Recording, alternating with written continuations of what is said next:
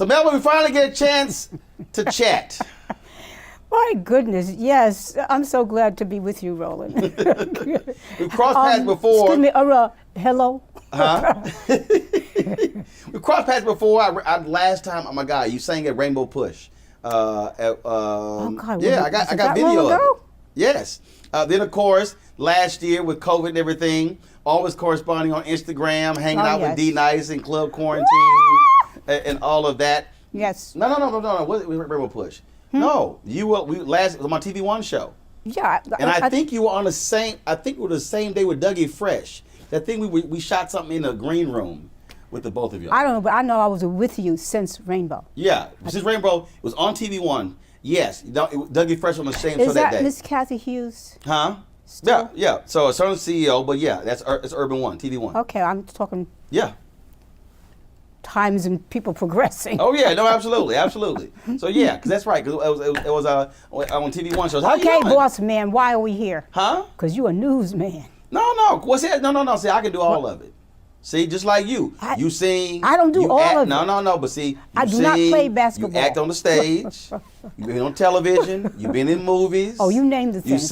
You named the categories so that we. Right. See, so you know, it's like, yo, you could do multiple things. Well, we are compatible. So I can do news. I can do entertainment. I can do culture. I can do business. So, you know, we sort of flow with it.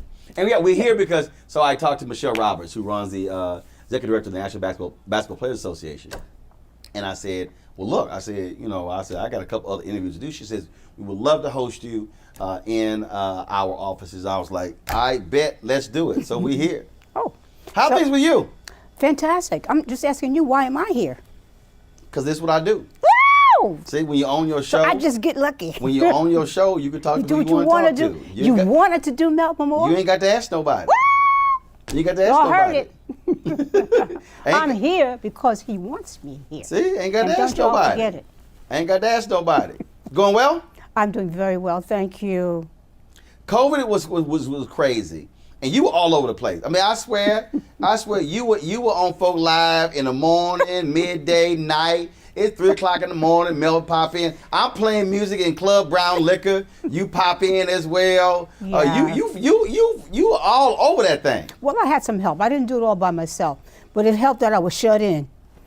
I didn't have nothing better to do. Well, we all were. Except mind y'all's business and see what's going on in the music world. Yes. And of course, well, first of all, that whole, I mean, it still impacts all of us. So. Very deeply so, but I got to say thank you so much to D Nice for giving some play to us grown-up artists and reminding people that everything old ain't bad. Right. He kept my music up along with other people, and he's also been debuting my new music. I have a new song. I know. That's why I first heard it when he debuted it. Well, give him the news. No, you give him the news. You can tell him. It's called So in Love. It's beautiful. They tell me it's stepping. Okay. You know what that is? Of course. I lived in Chicago 6 years. Oh, but he knows what stepping is. That's right. I have to go to Chicago so I can learn. No, you ain't got to go to Chicago. Well, I can go to Chicago so I can party. No, you got to go to Chicago. Look, you can party anywhere. Look, I ain't. But why can't I go to Chicago? No, you go to Chicago to party. I'm saying, well, you can party right here, party there, party somewhere else. He's so much news, he changed the subject. I was just trying to tell you the tempo of the song. No, I'm saying. I'm saying it's a stepping style. You work kind of moderately because they have different tempos of stepping. And it's very sweet, romantic, R&B. Who wrote it? Ronnie Song and Shantae Hampton. Okay. I've worked with Ronnie many, many times. People might remember my song, The Other Side of the Rainbow. He produced that for me, a bunch of other things. But he's really good at helping me to be contemporary, be radio friendly, but still stick a long note in there. See, I've had this conversation with numerous artists, with Will Downing, with others. In fact, we're of course shooting this. Last night was the verses with Stephanie Mills and Shaka Khan, and they made the same remark on stage that that for grown folk, for veteran artists, for R&B singers, soul singers, there's no place, if you will, when you look at radio and how difficult it is for the fan base to hear the Yes. new music. Well, that was a good thing about the pandemic because people like D Nice took the internet and made it available for people to hear what he wanted to hear. Right. Not just what somebody paid him to do. Right. Or what somebody said was this or that category. He said, this is what I like. And fortunately, I was among those he liked. So here I am on your show and with new music. So it's just like when I would play music in Club Brown Liquor and people would pop in, play this. No. Because the thing is, see, the thing for me, I mean, I love music. Like I said, I think I've got every form of music on my list except polka music. I ain't got no polka music. No polka? No polka. Polka don't make the cut. And so I never know what mood I'm in. Excuse me. What? You don't like polka? It don't make the cut. Sorry. Sorry, don't make the cut.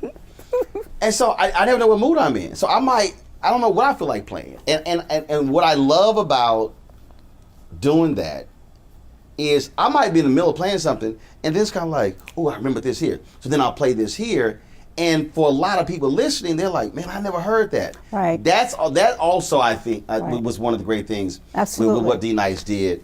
Music that you never get to hear, or music that you forgot about that you love, or music is a way of your life, not somebody's job only. Excuse me if I'm getting emotional. I know it's my job, but if people don't love it and we don't live it, then there's no job. I mean, Right. one thing leads to the other, in my humble opinion. So I'm very sorry about the pandemic, and we're still losing people, and we've never had anything like this, but there's nothing like something like this to shut down all your little things that you do. And let's see, okay, well, who am I? Mm-hmm. What's my priority? Is it things? Is it people? Which people? How am I going to stay alive first? How am I going to keep doing what I want to do for a living and not just get a job and, put a roof over my head? And it seems like I'm always in a pandemic. So it wasn't fine for me, but I just zone into my disciple. Mm-hmm. And say, okay, who's first? Okay, your family's first. What do they need? How can I get that for them? I got to take care of me. Yeah, of course. So I feel like you develop a keen sense of self-respect because people need you. I think that's the best reason to do it. If you do it just because you do it, it turns back in on you. And I don't think you have an opportunity to grow. And if you have an opportunity to grow, you have an opportunity to succeed. And if you sing and you make records, you could have a new hit record.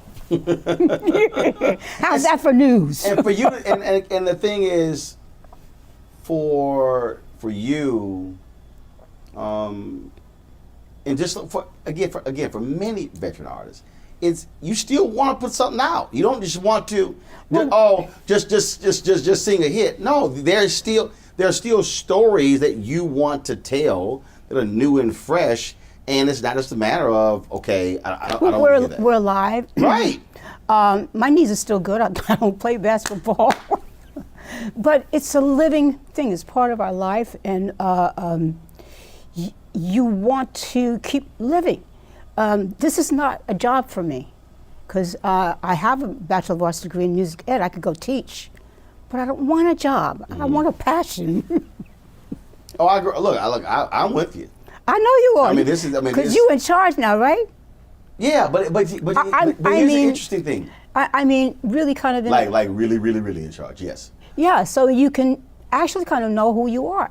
Yeah. If you're always under somebody else's mantle, you know who they are and that part of you. Well, actually, you was already growing? I did me then too. So yeah, I did me. Yeah, because it was. I probably was my second job when I really articulated this. I remember we had a conversation and we were in the newsroom, and it was a sister. She was the job was minority affairs reporter. Basically, that was the Black Story job. And I remember we had a conversation. Well, I guessed that when you said minority. Yeah. Whether we are or not, we'll call that. That's basically what the job was. Yes. And what's interesting about that, we were having a conversation one day, and we were talking about jobs and salaries and stuff along those lines. And I said, if I was given a choice between a job paying $100,000 where someone was deciding what I wrote, or I got 50,000, and I had the freedom and the flexibility to write what I wanted to write, I said, I'll pass up the 100. And we had this with this vigorous debate. People were like, what? Are you crazy? And I was like, no, I'm not crazy. I said, but the reality is, the freedom and flexibility is important because you want to be able to stretch. You want to be able to do different things. You want to be inquisitive. You don't want to sort of be locked in. Right. And there's nothing. And I'm sure it's not just you. I think it's a natural, I love God, so I say supernatural way of progression. Yeah. That's why, at least in America, I can't say for other countries. It's also gifting. I mean, when you have the gifts, you want to use them. But I think people are more gifted than we realize if we always pigeonholed. Yes, they're boxes. We'll see that, like, since I'm a mature artist in person, I have seen times now that when people get to a certain, what we call retirement age, you get another job because you need to focus, you need to function, you need to live, you need to grow. And so so I'm saying, you were probably just ahead of your time. It was this really. And you want to be in charge of yourself, you know. Right, and that was the thing. It was understanding. Look, I want to go here, but also I think what it was, I never operated on that gave me validation. Meaning, I was getting ready to tell you that. Large newspaper. I could tell that by watching you before I even spoke to you. You can kind of see the wheels turning. So you have to think and choose. And a person who does that has a certain personality. Yeah, it's just, I just don't, for it's me. It's not just outgoing, it's intelligent and it's, what do you call it? You interact. Well, you're not in some lane by yourself. No, like we're in New York. When I was in college, the New York Times, the Washington Post, and I said, no, I want to work for them. And a friend of mine who used to work at the New York Times, wow. he goes, what? I said, I can actually do great work wherever I am. You know what you remind me of? The first time I ever read a review of a play, because I didn't study theater, like most very creative black people, we kind of go do it anyhow. And I read the review and I said, why do they think I'm like Mahalia Jackson? Really? Yeah, that's what they compared me to. So I said, oh, I get it. Because they're white, male, they don't know any other black people. There you go. Yeah. See, I think what happens is many people are conditioned to think, okay, it's that thing, this is the big thing. So just like in television, it was sort of like people like, oh my God, you were CNN, but I never left TV One. And folks, yeah, but it's CNN. And I went, yeah, it's CNN. Well, don't forget. But that's also this TV One. You're probably talking about people who watch you. They know what you said. And that's kind of what they take. They don't know the rest of what you know. Yeah, and I think it's that, and it's also just this. We think the big shiny thing is what's the greatest thing. Yeah. As opposed to, whereas for me, I fundamentally do believe that you can do great work at a small to mid-size newspaper or magazine. I think you have to. As opposed to. I mean, I'm just interjecting with you. I don't mean to cut you off. It doesn't have to be just a magazine. You can do great work on small levels. You must, because that's where it becomes personal. Right. It also becomes where you're in charge of this sphere that you call you, and you can determine if you're growing or not, or if it's satisfying you or not. When it's just masses, you can't. And you're actually competing you against get lost. yourself. You actually, I think that's really the greatest. We talk about competition. I mean, you may have people say, "Oh, you're competing against this singer or this actor." I think the greatest challenger to you is really yourself. If your desire is to be the absolute best at what you're trying to do. You know why I know that's true? I didn't know how I try to audition. I always lose. So I stopped auditioning because I can't compete that way. Really? Yeah, because in theater, for instance, and different things, they have casting agents. And the thing to do is you have a great agent, and they send you up to audition for everything. I never learned how to audition, so I always lost the parts. So your deal is, look, I know how to do that thing out there. Yeah, I said, you know what? Y'all come and see me do what I do, and then y'all put that on tape or something, then that'll be my audition. Because I could never compete. Wow. I mean, I'm competing, but I can't do what you do. How long did it take you I think that's what you're saying. Yeah. How long did it take you to realize that? How long did it take you to go, this ain't working? Not very long, but I was part of a system, so I kept going. But fortunately, I kept doing other things. So now it's accrued into diversity. I kept surviving. Go where they're going to pay my rent. Mm-hmm. And somebody says, oh, you can't do this, you can't do that. I had already done it. But somebody had paid me to do it. Somebody said, okay, we'll hire you. I think it was what you were saying on an individual basis, not just on what the Tony Award people said or the New York Times people said or what's the music award? Grammys. I didn't really forget that, but there's been so many. and there's so many great artists, and there's so many, and the world is getting bigger in terms of how you can participate until just don't quite look at it that way. And I think I was right because I'm still here.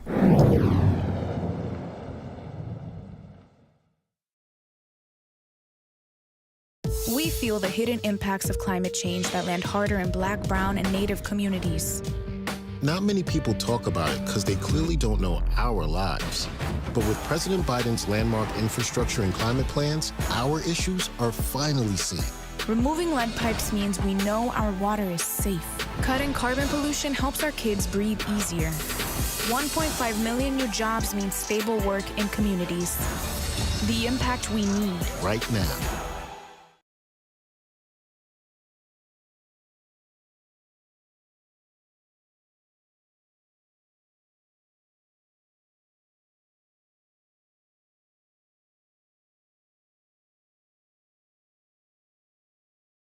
So, what did your agent say? Because see, it's always interesting when you are. I really do hate the phrase talent, but I do. Well, I'm grateful they call me talent. No, I hate that word. And I guess for me, it's no, just. but I know what you mean as like a lower level, instead of an agent or management some people use that phrase also as dismissive, like right. The talent, yes. He's talent, and like. The hell is just. Well, Roland, I've been dismissed so much I don't pay that no attention. See, now you ain't gonna dismiss me. Oh, I'm see. Like, no, I can't. No, I just don't. But, it's just. But see, that's your gift. I have to say, okay, I'm gonna get you another way. And I'm gonna get you right here. I'm like, let me holler at you. Yeah, see, you do that very well. You know, I got to go straight with it. Yeah. But see, the reason I asked about the agent piece because. But actually, I didn't answer you. I don't have agents. No, but at the time. So when you were trying out, I feel. Was your agent going, look, Melba, what's the big deal? And you're like, okay, I don't think you understand how this works. I don't think I had that conversation with them. I just kept trying and losing there. And so I said, okay, one of the things I learned is that when we started our company called Hush Productions, we couldn't find a manager for me, so we started to try to manage myself. And when we did that, we realized that I already had a Tony Award. We started to focus on music and recordings and live concerts and that kind of thing. So what we did is we got somebody in each field. Instead of having a stable of artists or talent, we had a stable of managers. Because nobody could tell me I can't do it when I already did it. And I wasn't the competitive type, so I said, okay, I'll go somewhere else and see if they'll hire me. What is the uniqueness of the stage? I mean, television, there's the big screen, but the stage is stage period or theater stage Broadway. Or Broadway. That's a completely different animal. Yeah, well, they have a style of writing the script and the stories. And of course, it's projecting.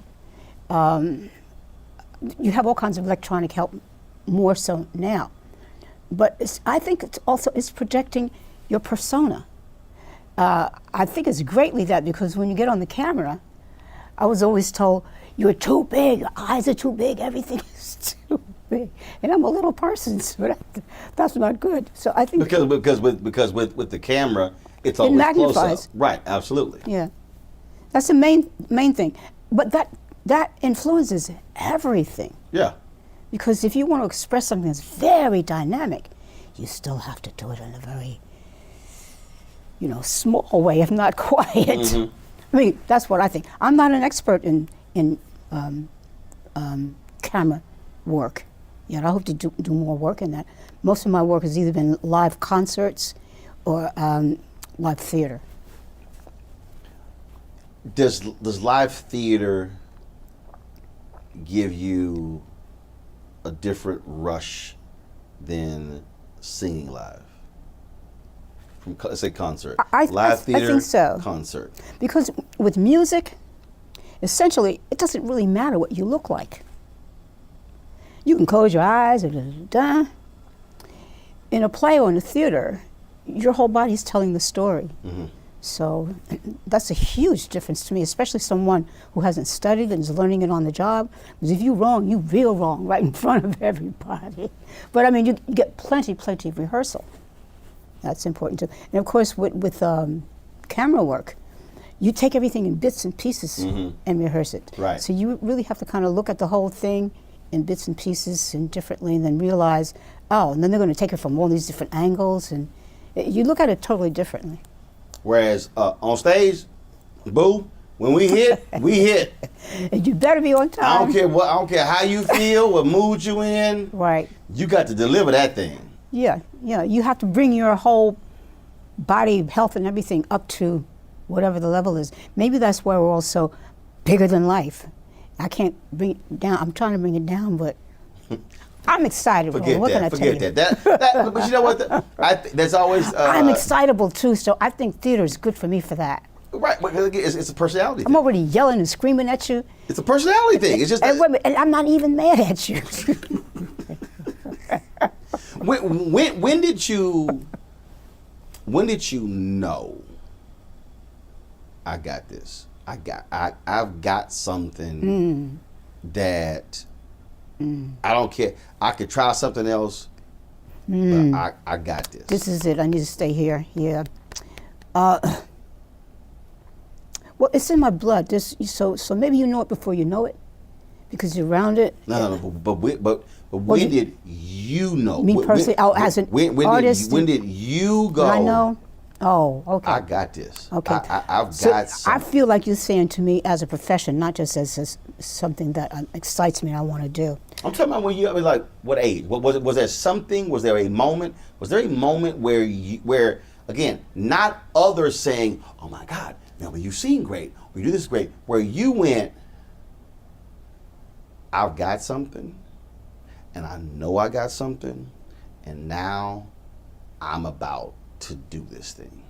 No, because that's what I'm saying. The difference, say, between you and me, you have a very definitive persona. Something in your head says that.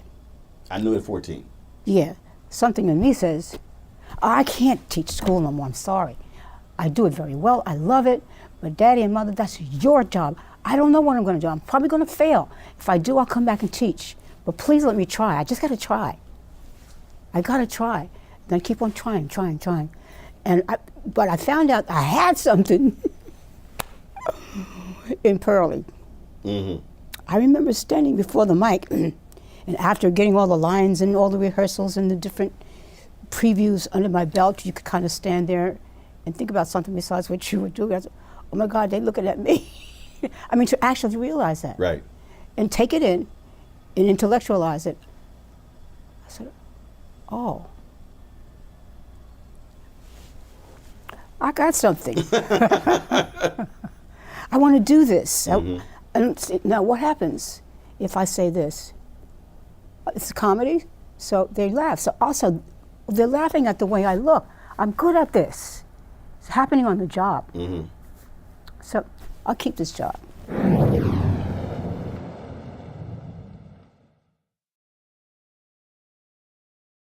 Curl Prep Natural Solutions. Her product is organic. It's a two-step curl defining system. This video here, you can check it out. People have been lining up to see the product in action at the hair shows. And when they take a seat to try it, they simply don't believe it is their hair. Now, you can, of course, access the products at curlprep.com. Curlprep.com. It works on any hair. It has two steps, sweet butter and sweet defining gel, both at curlprep.com. And parents, you can also, you'll love this system because you can comb the product through your child's hair with your fingers.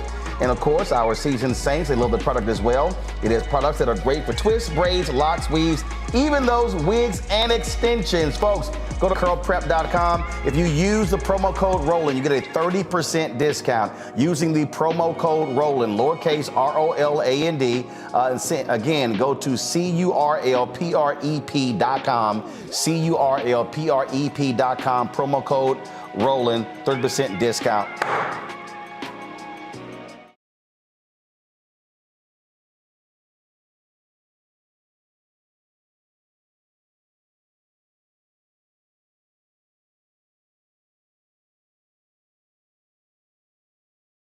I was once asked, do you get antsy or you are afraid before you go out?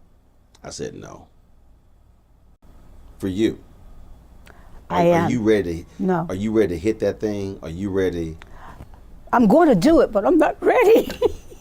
Now, you know, I know you. Now, see, that's interesting because normally when we talk about big personalities, folks who just, it's like, it's sort of like you're a caged bird and you're ready to. It's like, yo, just I need you to open that gate. I need you because I'm ready to go.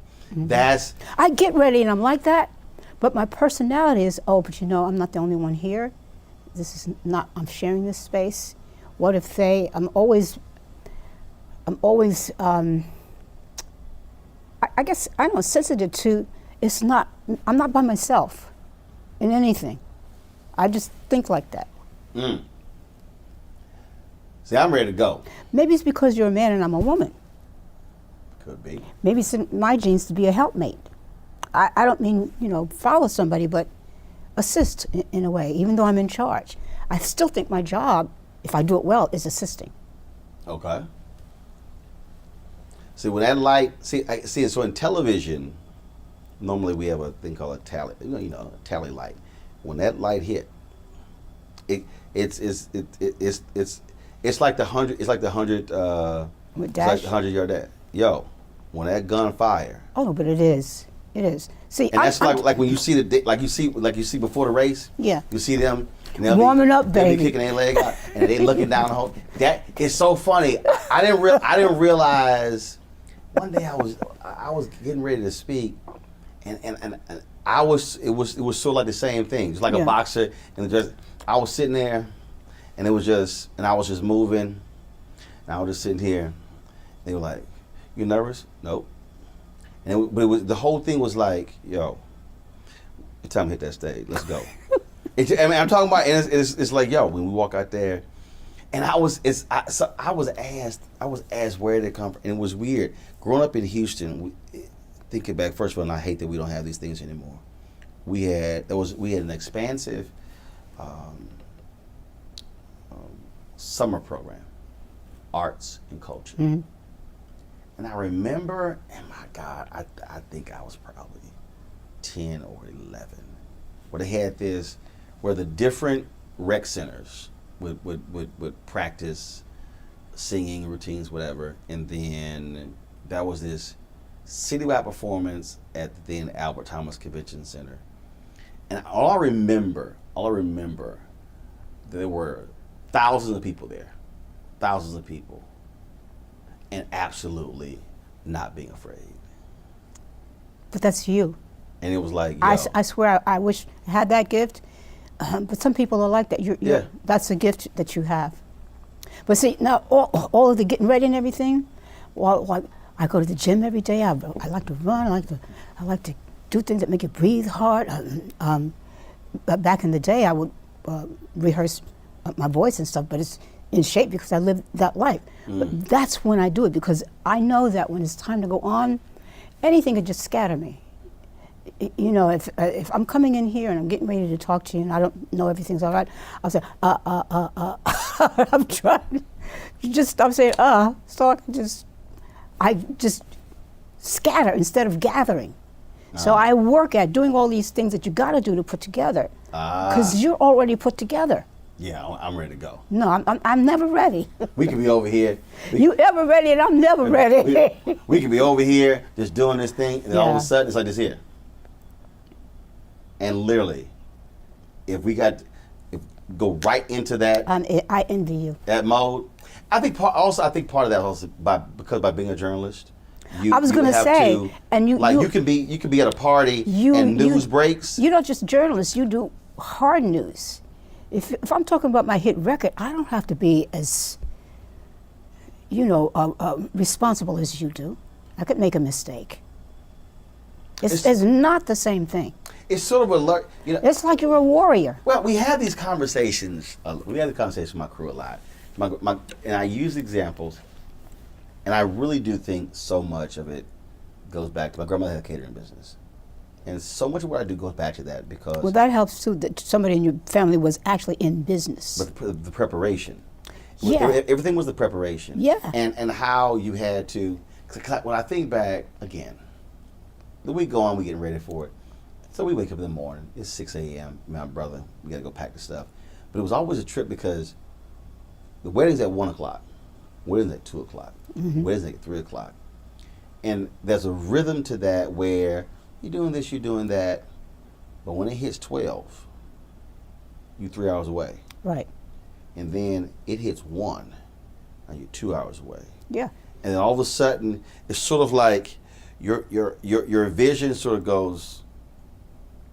It's focused, it's and tunneled. then all of a sudden, and it's like you could be in that last hour, and it's sort of like movement here, like that. Like there's no wasted movement. I was going to say, not just movement, the final movements, and you've worked it all out. I think that I'm saying the same thing. My parents were entertainers. Mm-hmm. They were black entertainers. My mother was a singer, so they're all used to somebody always actually. They work for people. They didn't run their own business. Mm-hmm. That's why it's very important for me now, and for me to pass it to my younger people and my daughter, because without the business part, understanding how it works, mm-hmm. whatever your talent or art is not going to succeed. Mm-hmm. It's two sides of one coin. It's not two different things. Mm-hmm. If you don't have anything but yourself to take care of, you got to know what your budget is, what your talent is, or what the work is going to be, who's going to be your customers, where you're going to work. You have to structure all of that. That's what business is. That's what you got as a child. And I still don't have it. But I know what it is. I know what was missing. And once again, I think the pandemic kind of showed people like me the things that you've been struggling with. Everybody's doing that now. You got an even playing field. Now let's see what happens with people like you. Let's talk failure, disappointment. Some people look at failure and disappointment as awful, horrible. I don't want to talk about it. I don't want to have to relive it. Yet others look at that experience not as failure or disappointment, but what did I learn from it? How have you dealt with failure and disappointment? Longevity. I never wanted to go through any of the horrible things that I went through. But every time I woke up and saw I wasn't dead, You like, I'm still here? oh my God. Okay, all right. I'm in the land of the living, y'all, still. And looked around, especially later on, some of the things that happened to me meant that if I didn't get up, I lost my daughter. I didn't know where she was. So I had to figure out how to survive, how to eat, how to live. You lost her, what do you mean? I don't want to go into the details because she's here, first of all. She may not want me telling that story. But possession of her, the family broke down and fell apart. I was homeless. I had to figure out, I didn't have a manager or an agent or anybody anymore, and I'm the talent. And so I got to figure out how to be the agent. And I had to figure out how does business work. And I was so a fish out of water, like you're suffocating. So it's not something you can say, oh yeah, whatever. No, I would never want to go through that again. But like I said, once I woke up and found out I was alive and tried to figure out, okay, what do I do next? And I'll say, different people helped me. They helped me get back on the stage again. One of the first plays I did was a gospel play. When it seemed coincidental, but I realized from these things happening, I won't go through all the details, oh, I believe in God, I'm right. That's the smartest thing I've done so far. It possibly could be all right. I couldn't even say then it's going to be all right. But out there on the road with these people, I was so devastated, Roland, that I couldn't really speak. When you say devastated, was it, how did I get here?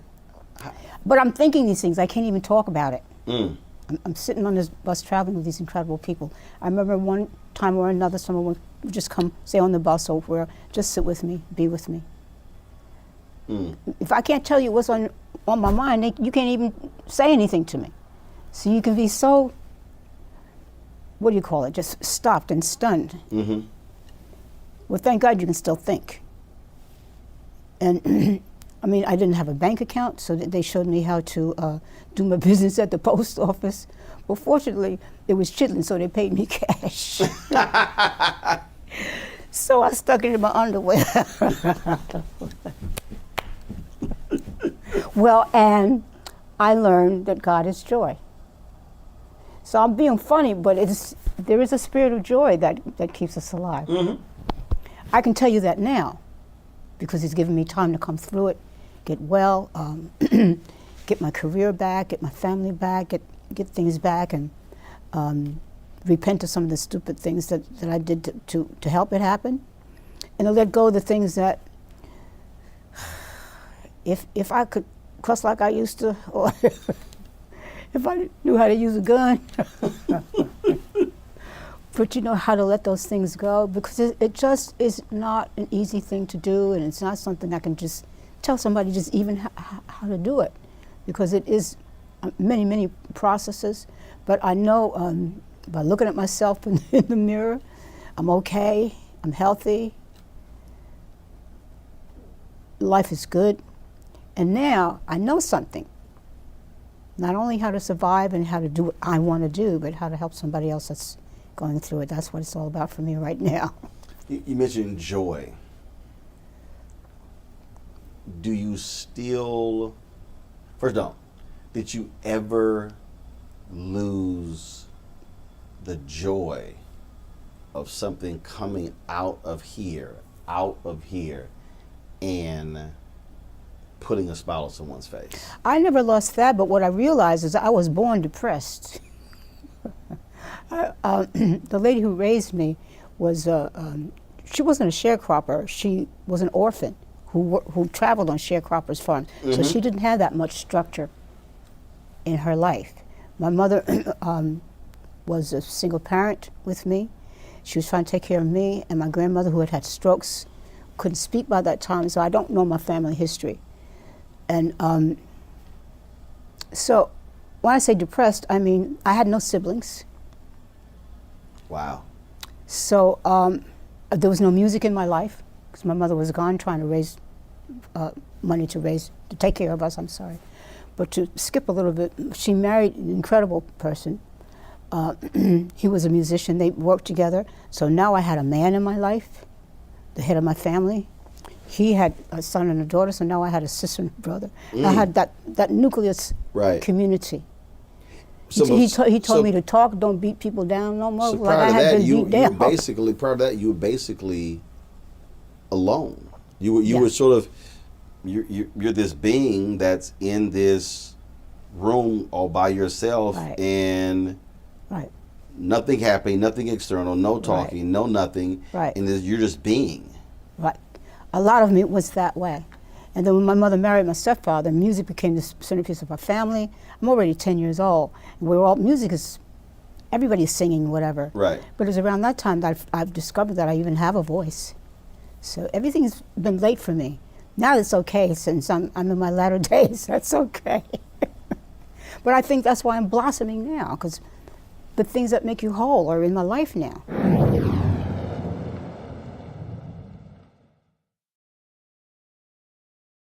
When you talk about blackness and what happens in black culture, we're about covering these things that matter to us, speaking to our issues and concerns. This is a genuine people-powered movement. There's a lot of stuff that we're not getting. You get it, and you spread the word. We wish to plead our own cause.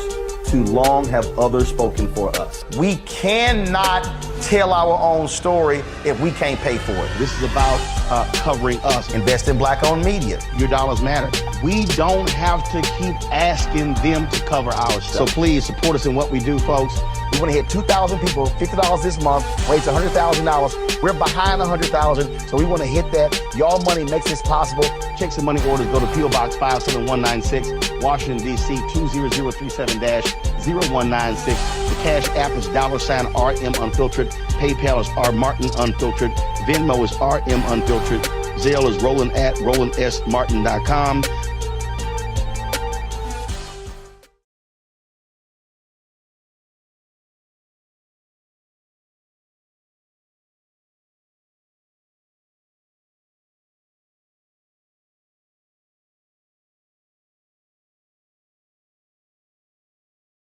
As you were talking, when you say you were born depressed, there are a lot of, and I've had psychologists and others on my show talking about this here, and they often talk about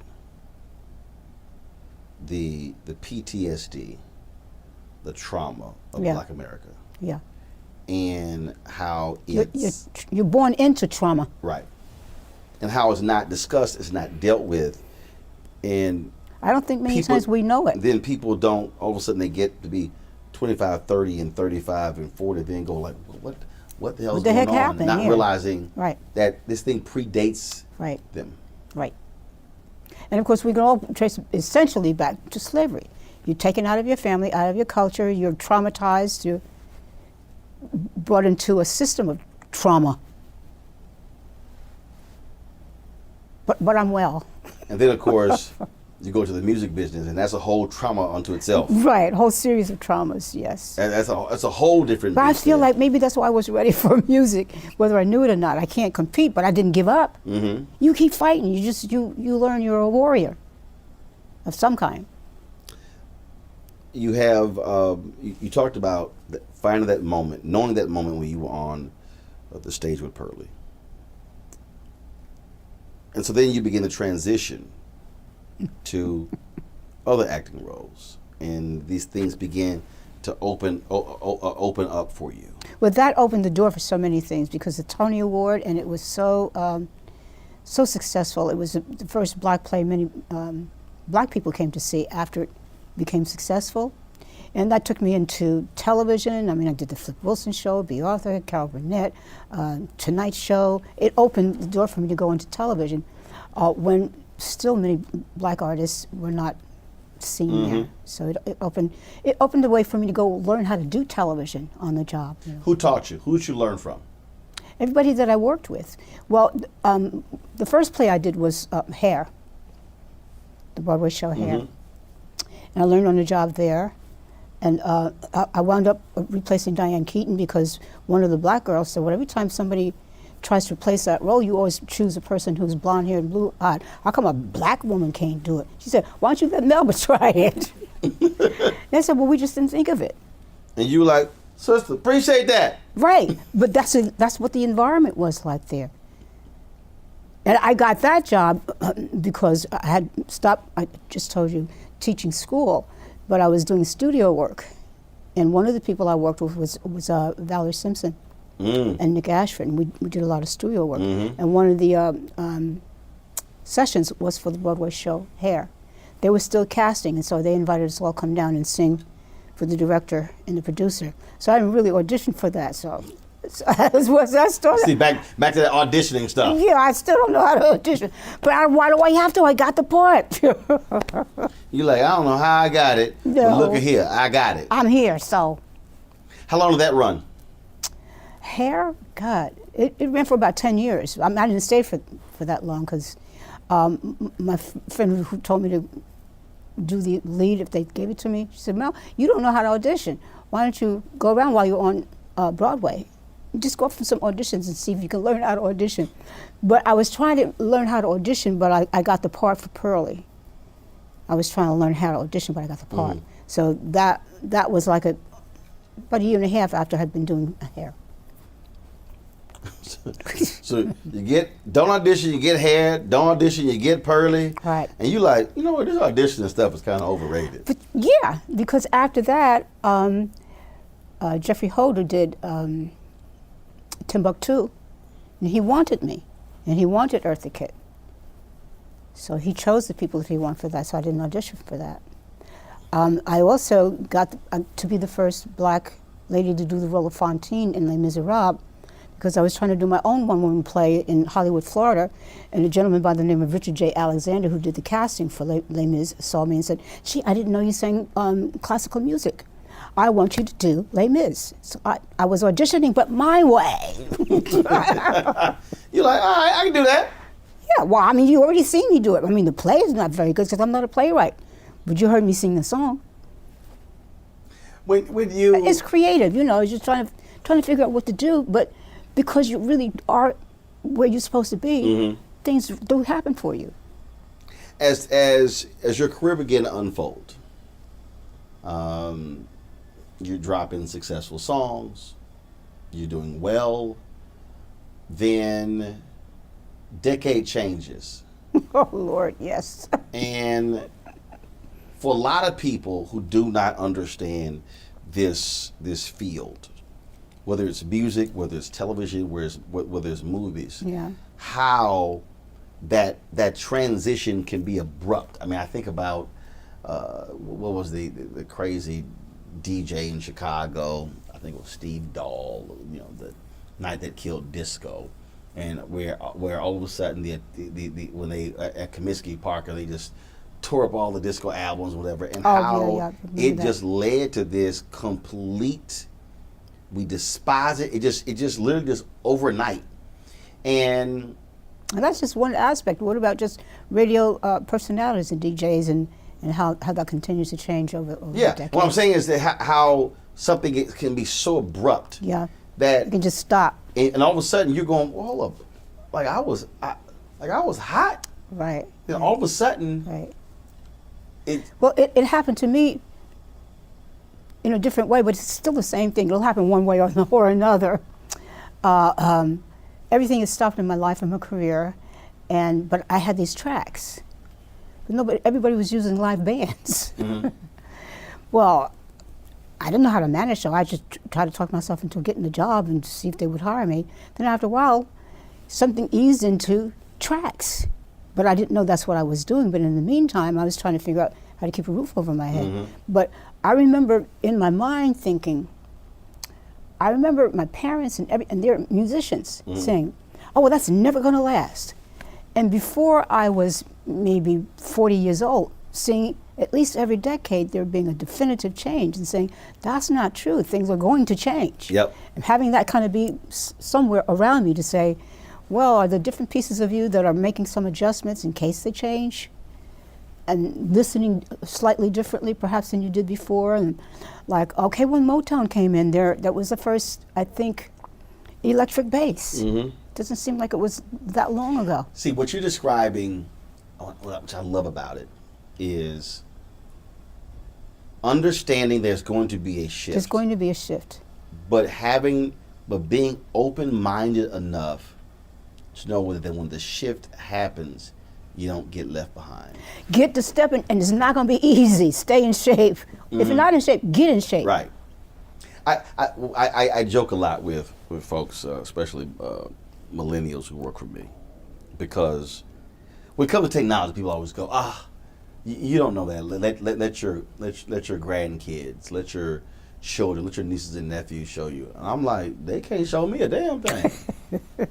because for me, the whole point of when you're in this business is, for me, it's a constant state of learning. When you're in this life, that's what I'm speaking to. I guess one of the things I've realized by being the instrument, it's about living in all the different parts of other people's lives. Living and learning. And constantly evolving. And I. Yes. Or as I say, you're never going to. What was it? Maya Angelou. When she was, someone asked her. They said, "Was she a Christian?" She says, "No." She said, "I'll never reach the point where I am fully a Christian." She said, "I am constantly trying to learn what that means." Right. And for me, it's sort of the same thing. It's like, it is. There'll never be a time whatever area of life you're talking about, because there's something new. There's always something new, and thank God for that. Yeah, I mean, it's just it's not over yet. But it's the pursuit. But to me, it's the joy. We mentioned joy. Yeah. It's the joy in the pursuit of learning. And what I'm glad that you mentioned about that, I didn't have joy before. I got it. I caught it. And it's should be a part of everyone. But if you've been traumatized so much, you kind of lay it aside or you never get it. So what released you from that spirit of depression into joy? I believe it was Pearlie, because now I know what a comedy is. When we call it a comedy, you're supposed to laugh. But what it's made up of, that's kind of the best kind of actor that I am. I learned that. And I said, oh my God, this is living. And it's wisdom, and you connect with whatever it is that people are supposed to be together when we don't even know each other. And you white and I'm black, and you're sitting there and I'm saying, what the? But we get it, because it's alive. And so ever since then, that because it crystallized it, because I'm doing a job and it's a script and it has all these categories and names, and I'm standing there, I can observe it. Mm-hmm. I said, oh. And ever since then, you like, all right, let's go. Right, and I'm saying it should be comedy. I haven't had that yet, but.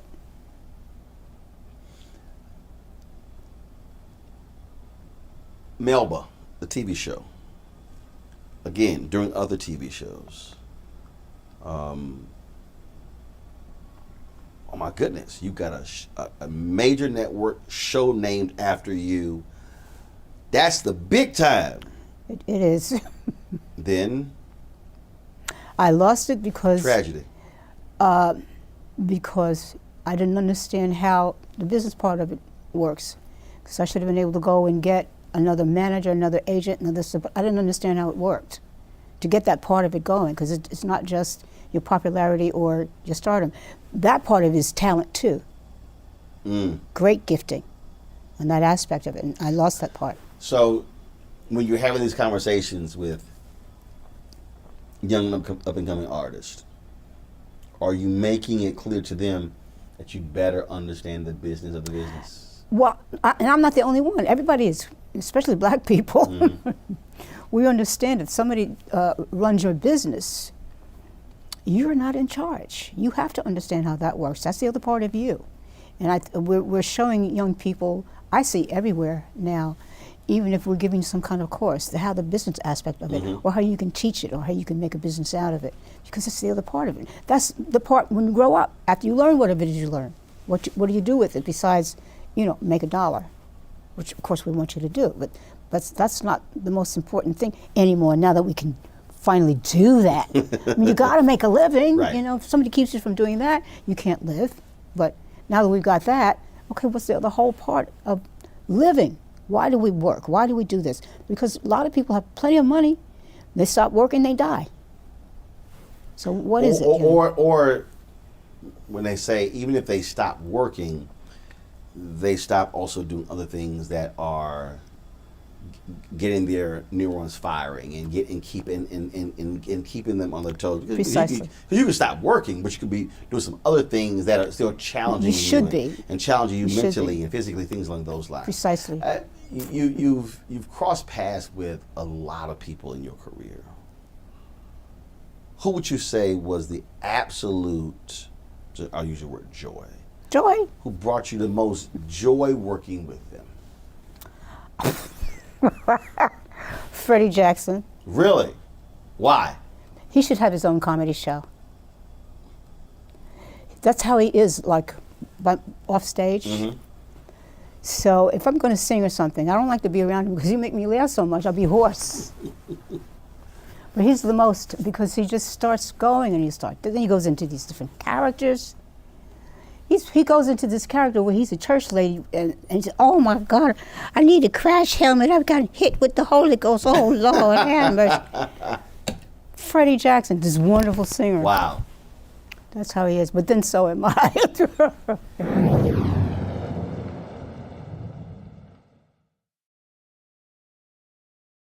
Hatred on the streets, a horrific scene, a white nationalist rally that descended into deadly violence.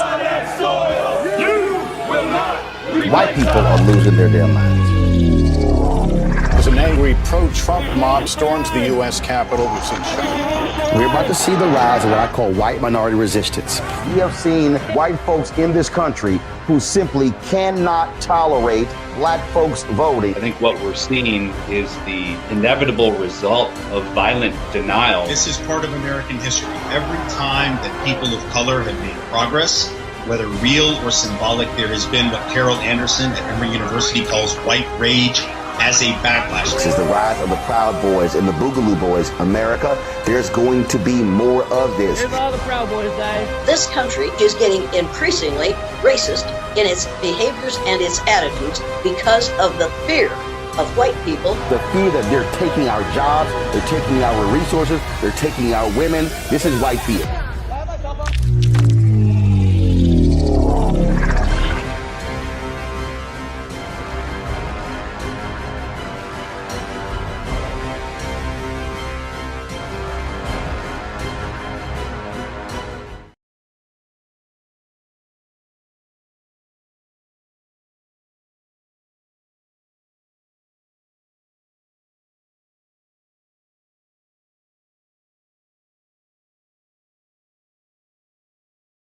Who would you love to do something with that you have not gotten a chance to? Some you like, you know what? I really want to work. Now, whether it's a stage, whether it's singing, I really would love to work with that person. I think I would be great with, and she would with me, Stephanie Mills.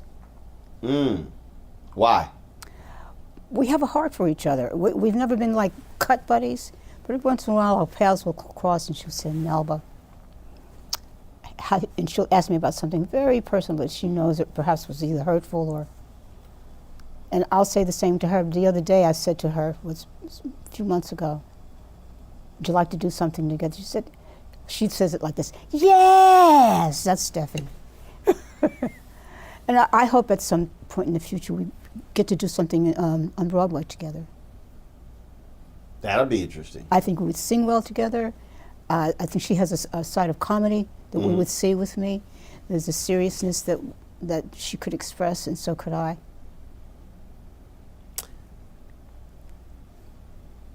If you were on stage, and maybe it is Stephanie Mills, packed audience. Of course. You on one stage with the microphone, they on the other side of the stage with the microphone, and y'all get to go at it. Not in terms of like, I'm gonna beat you down. No, but but this person would bring and it could be male or female. They are gonna bring the best out in me, and they gonna make me bring my A game. I'm gonna make them bring their A game. We gonna blow this thing, blow the roof off. Who would that be? Barbra Streisand. Really? I would not have guessed that. Why? What is it about? Because her? I'm a fan. Did you tell her? Have you told her that? I don't know. I don't know if I have. Y'all passed cross before? She came to see Pearlie. She came backstage, and I saw this lady standing at my door, And I realized it with her. She says, Melba, how do you do that? Pointing, how do you? She tried to imitate. And it does sound like her too. That's Thank funny. you. Thank That's you very funny. much. Ah, thank you.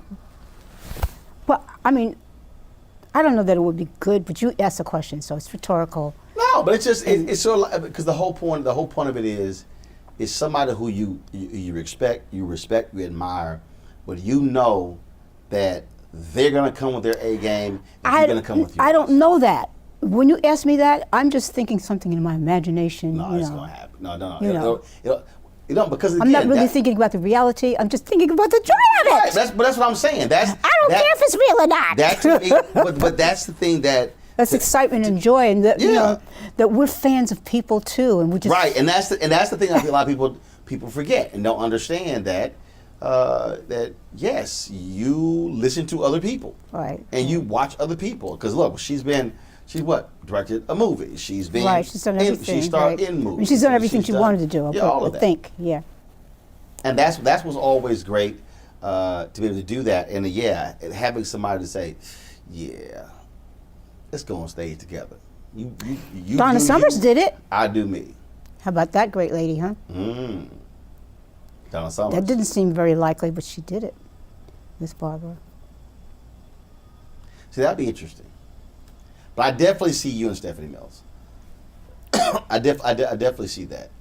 I hope that happens. Make it happen. Well, say, Stephanie, come on, let's go. Let's do this. She's got a few other things she wants to do too. Well, we all do. Yeah, so that's why I said. Stephanie, put me at the top of the list. Let's go. I know you got 10 things going on. Melba needs to be 1 or 2. You heard what he said, Stephanie. That's all I'm telling you. That's what you do. That's what you do. Okay. So you got your new music out. So what do you want to do? Do you want to tour? I'm going to tour. I'm already set to tour UK starting December. I'm going out to Sarasota to do some master classes. People want to know how to hold that long note. Okay. Yeah, you've been known to do that before. How do you hold it? How do you do it? What's the key to it? It's taken time, but it's stamina and breath and learning how the whole breathing mechanism works. Not just the lungs, but the diaphragm, all the sinuses, throat, everything. Your mind, where you place it. And that's all through practice. That's all through the practice. Lots of practice. Yeah. It's like a sporting activity. I think everybody could do it or do better than what they can do just by practicing. But I may have an extraordinary capacity too. I don't know. Well, I mean, I wasn't always able to do it. That's why I say that. Which means that you worked at it. You worked at your craft. Yes. Jeffrey, when I interviewed Jeffrey Osborne, he said what COVID did for him was, he said he did voice lessons. He taught voice? No. He took them? Yeah, for himself. He said. Well, you know you could teach because you heard that voice. You've seen that voice. Right, voice is amazing. And he's always in great athletic condition. Yeah, he said I hadn't done scales in he said decades, and he said I actually. But he worked all the time. He said He said I actually had the time to work on my voice. Yeah. And to train my voice. I went to the gym, honey, because I wanted to wear them high heel shoes. Did you see me on D Nice? I didn't see you. You got to see. You got to see the blue shoes, baby. You saw on his. And they swayed too. On his live. He did the show in Brooklyn. Oh, when he did the yes, when he had the concert. Yeah. Had the concerts, yeah, because I was supposed to go to the one that was in L.A. Yeah. And then I had a shoot that came up. Yes. Like that whole week was crazy because he was in L.A., he did Brooklyn, he did Atlanta. Yeah. And so you were in training for that? Yeah, I had to go to the gym so I could do my releves and stand up in the high heel shoes. Yes. You like, look at here, I'm about to sit here and do this thing. So I'm about to stand here. Is it how interesting is it to come across somebody today who discovers your music or rediscovers? Oh, it's fabulous. That's one of the things that the pandemic too, and D Nice and all the DJs that kind of followed that path, they kind of connected everything. It's not all in one lane, Mm-hmm. but it's quite amazing. I have a lot of young people started to have podcasts and stuff, and so they say, "Oh, well, who's Melba Moore?" You know? And all of a sudden, what, they're calling you up to do the podcast? Yeah. And so are you developing this new generation Absolutely. of fans? And you're like, yo, this cool. Yeah, it's wonderful. I feel like in a way I'm in the classroom again, so you get to connect with people younger. Last question for you. Because you said, oh, I've done this and I've done that. No one Been there, done that. No one told me I couldn't do it. What is it you would absolutely love to do? Doesn't matter what it is that you have not done. I want to have consistency now. Mm. I'm going to have this really great, successful song. I want to crank them out. For one thing. Consistency. Yes. I should be in theater consistently. I think I'd like to do that. So you say that it's been staccato in your career? Yes. What? Yes. A moment or a period of success back. And fortunately, since God has given me longevity, they're kind of piling up and see. But I'd really like to do them every so often and be able to anticipate when that season is going to be, because theaters usually has a season, or different music has a season, films Consistency. have. Yes, Interesting. consistency. Yeah.